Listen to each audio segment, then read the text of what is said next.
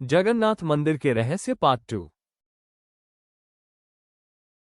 Jagannath temple का एक अद्भुत रहस्य उसका सुदर्शन चक्र है। मंदिर के शिखर पर लगा ये चक्र नील चक्र कहलाता है।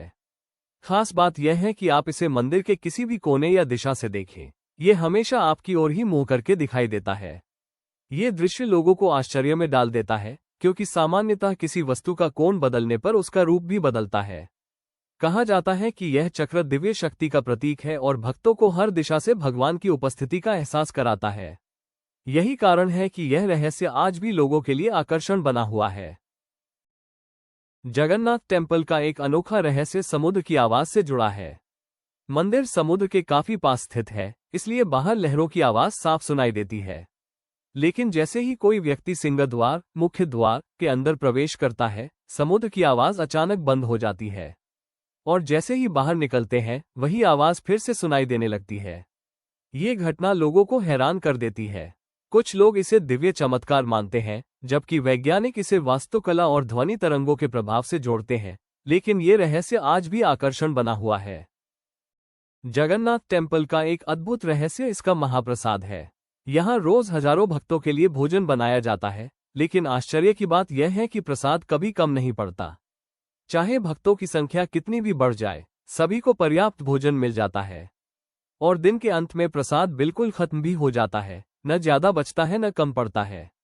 इसे भगवान की कृपा माना जाता है। साथ ही ये प्रसाद मिट्टी के बर्तनों में पारंपरिक तरीके से बनाया जाता है, जो इसकी पवित्रता और विशेषता को और बढ़ाता है।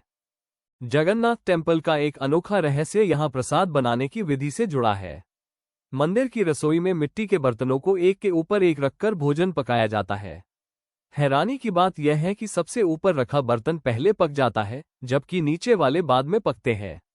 सामान्यतः आग नीचे होती है, इसलिए नीचे का बर्तन पहले पकना चाहिए, लेकिन यहाँ इसका उल्टा होता है। ये परंपरा सदियों से चली आ रही है। कुछ लोग इसे दिव्य शक्ति का चमत्कार मानते हैं, जबकि वैज्ञानिक इसे गर्मी और भाप के विशेष प्रवाह का परिणाम बताते हैं। जगन्नाथ टेम्पल का एक रहस्य ये भी है कि इसके ऊपर से कोई पक्षी या विमान नहीं उड़ता।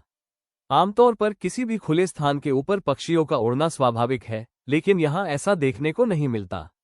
यहाँ तक कि विमान भी इस क्षेत्र के ऊपर से नहीं गुजरते, मानो ये स्थान विशेष रूप से सुरक्षित हो। कुछ लोग इसे दिव्य शक्ति का प्रभाव मानते हैं, जबकि कुछ इसे विशेष वायु प्रवाह और संरचना का परिणाम बताते हैं। फिर भी ये रहस्य आज तक पूरी तरह सुलझ नहीं पाया है और लोगों के लिए आश्चर्य बना हुआ है।